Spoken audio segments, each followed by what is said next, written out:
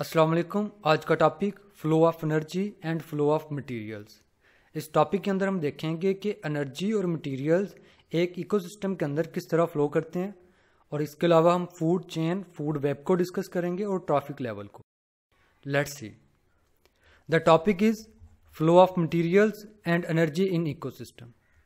Ecosystem के अंदर energy और साथ में मटेरियल्स ट्रैवल करते हैं एक ट्रॉफिक लेवल से दूसरे ट्रॉफिक लेवल में। ट्रॉफिक लेवल क्या होता है? Trophic mean food. Trophic level is the level at which an organisms feed in food chain. Trophic level food chain का वो वाला लेवल होता है जिसके अंदर एक ऑर्गेनिज्म अपनी फूड हासिल करता है। The first trophic level is made up of producers. हमेशा जो फर्स्ट ट्रॉफिक लेवल होगा वो प्रोड्यूसर्स होगा, फिर primary consumers, secondary, tertiary and decomposers. Next is flow of energy. Ecosystem के अंदर एनर्जी कैसे फ्लो करती है ये अब हम देखते हैं।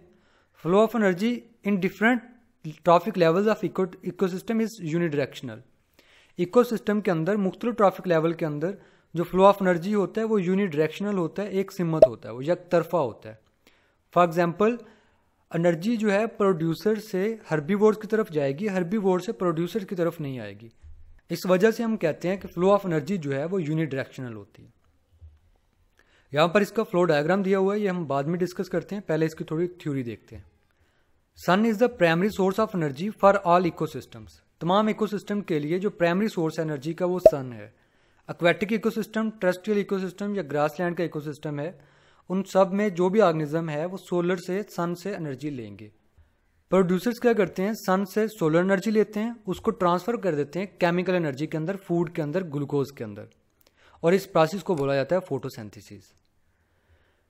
उसमें कुछ एनर्जी जो है पौधे स्टोर कर लेते हैं टिश्यूज के अंदर, और बाकी की एनर्जी जो है उसे ट्रांसफर कर देते हैं mechanical and heat energy during metabolic activities. पौधों के अंदर जब मेटाबॉलिक एक्टिविटीज का प्रोसेस होता है, for example respiration, growth and development, reproduction, transportation, इस प्रोसेस के दौरान कुछ बाकी की जो एनर्जी है वो यूज हो जाती है, और कुछ एनर्जी हीट फॉर्म में उनकी बॉडी से रेडिएट हो जाती है। प्रोड्यूसर से ये एनर्जी फिर फ्लो कर जाती है हर्बीवोर्स के अंदर, जब हर्बीवोर्स पौधों को खाते हैं।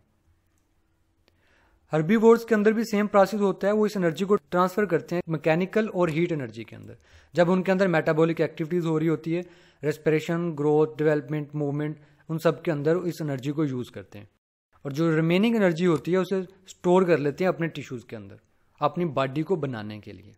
हर्बीवोर्स को खाते हैं कार्निवोर्स, वो एनर्जी कार्निवोर्स में शिफ्ट हो जाती है। कार्निवोर्स के अंदर भी वही सेम प्रोसेस होता है, वो अपनी बॉडी एक्टिविटीज़ के लिए एनर्जी यूज़ कर लेते हैं और रिमेनिंग जो है उसे स्टोर कर लेते हैं।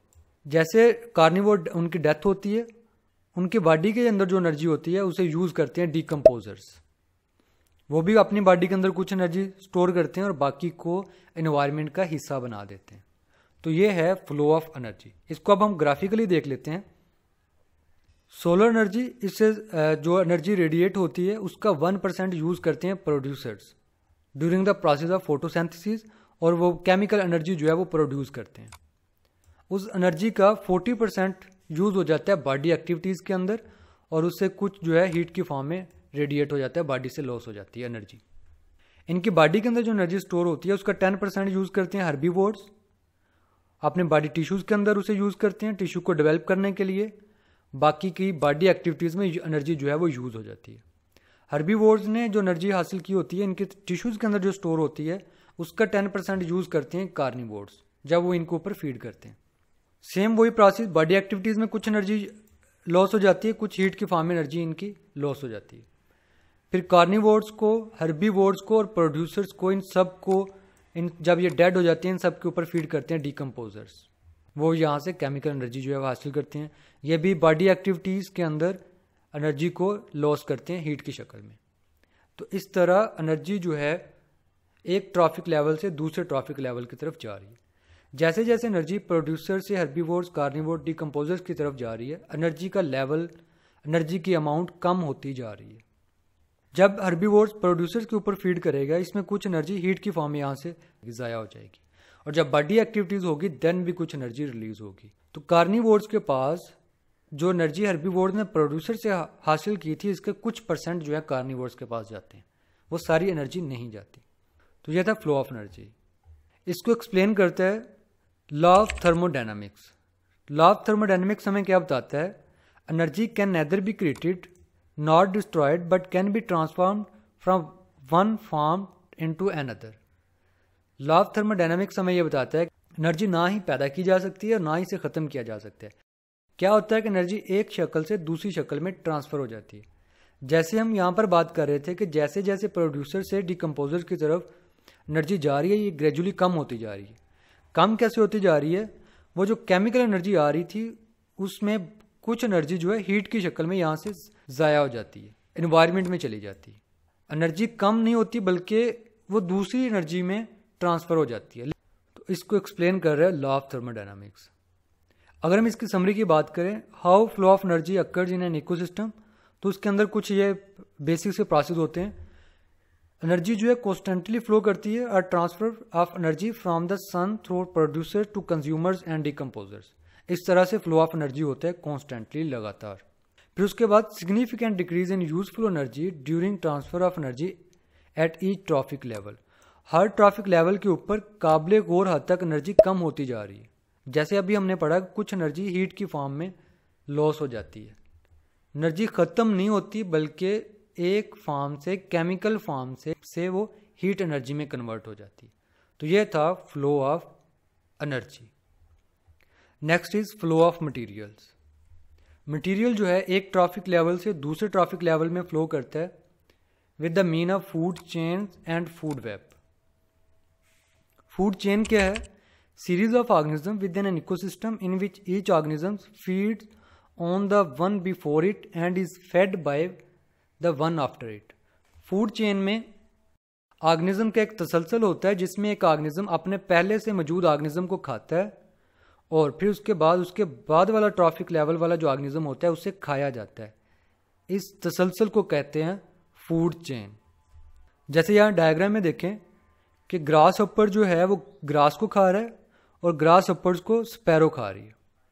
ग्रास हॉपर से पहला ट्रॉफिक लेवल प्रोड्यूसर्स ग्रास का है, ये इसको खा रहा है और ग्रास हॉपर खुद स्पैरो से खाया जा रहा है और स्पैरो को खाते हैं हाक। एनर्जी का, मटेरियल का इस तरह से एक चेन में फ्लो करना कहलाता है फूड चेन। यहाँ पर इसकी कुछ एक्सप्लेनेशन बताई गई है कि फूड चेन की जो स्टार्टिंग पॉइंट होगा वो हमेशा प्लांट प्रोड्यूसर से होगा, क्योंकि वो फोटोसिंथेसिस करते हैं, खुराक खुद बनाते हैं। प्रोड्यूसर्स को खाते हैं प्राइमरी कंज्यूमर्स और प्राइमरी कंज्यूमर्स को सेकेंडरी कंज्यूमर्स और उनको टर्शरी कंज्यूमर्स। इस तरह फूड चेन के अंदर फीडिंग का तसलसल चलता रहता है। इसको हम दूसरी फॉर्म में भी रिप्रेजेंट कर सकते हैं। प्रोड्यूसर्स को प्राइमरी कंज्यूमर्स, सेकेंडरी कंज्यूमर और टर्शरी कंज्यूमर्स खाएंगे। इस तरह फूड चेन बनती है और ये फूड चेन की एग्जाम्पल के अंदर आप ये राइट करेंगे ये, या फिर इन ऑर्गेनिज्म के नेम राइट कर देंगे और एरो को इसी सीक्वेंस में ड्रा करेंगे। फूड चेन के अंदर एक्चुअली न्यूट्रिटिव इंटरेक्शंस होता है। न्यूट्रिएंट्स जो हैं वो फ्लो कर रहे होते हैं। यूजुअली आमतौर पर फूड चेन के अंदर 4 से 5 ट्रैफिक लेवल्स होते हैं। अगर ट्रैफिक लेवल शॉर्ट होगा तो फूड की सप्लाई ज़्यादा होगी। फूड चेन का ट्रैफिक लेवल ज़्यादा होंगे तो फूड की सप्लाई भी कम होगी। इस साल ये क्वेश्चन आया था कि in nature food chains are very complex. Nature के अंदर फूड चेन ज़्यादा कम्प्लेक्स, ज़्यादा पेचीदा क्यों होती है? ऐसा इसलिए होता है कि एक ऑर्गेनिज्म काफ़ी सारे ऑर्गेनिज्म के फूड का वो सोर्स होता है। एक ऑर्गेनिज्म को काफ़ी सारे ऑर्गेनिजम्स खाते हैं। Thus, instead of a simple linear food chain, there is a web-like structure. इस तरह फिर एक सीधी चेन बनने की बजाय एक वेब-लाइक, एक जाल-लाइक स्ट्रक्चर बनता है जब हम इसके आपस में इंटरलिंक बनाते हैं। और इस तरह काफ़ी सारी फूड चेन्स आपस में इंटरकनेक्टेड होती हैं और फूड वेब बनाती हैं। फूड वेब की डेफिनेशन हम इस तरह से करते हैं, food web can be defined as network of food chains which are interconnected at various trophic level. Network एक जाल फूड चेन का जो मुख्तलिफ ट्रैफिक लेवल में आपस में जुड़े हुए होते हैं और वो जो स्ट्रक्चर बनता है उसको हम कहते हैं फूड वेब। यहाँ पर इसकी ग्राफिकल रिप्रेजेंटेशन दी गई है। ग्रास को ग्रास हॉपर भी यूज कर रहे हैं, रैबिट भी इनके ऊपर फीड कर रहे हैं, माउस भी खा रहे हैं। ग्रास हॉपर को लिजर्ड भी खा रहा है और हाक भी खा रहा है। इसी तरह रैबिट को हाक खा रहा है, माउस को हाक भी खा रहा है और स्नेक भी खा रहा है। स्नेक को हाक खा रहा है, रैबिट को हाक खा रहा है और लिजर्ड्स को भी हाक फीड के तौर पर यूज़ कर रहे हैं। तो इस तरह हाक के काफ़ी सारे फूड के सोर्स बन रहे हैं। तो फूड चेन इस तरह आपस में इंटरकनेक्टेड हो जाती हैं और फूड वेब बनाती हैं।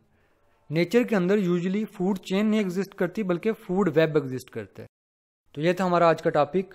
अगर कोई कन्फ्यूजन हुई तो आप कमेंट के अंदर क्वेश्चन पूछ सकते हैं। अल्लाह हाफिज़।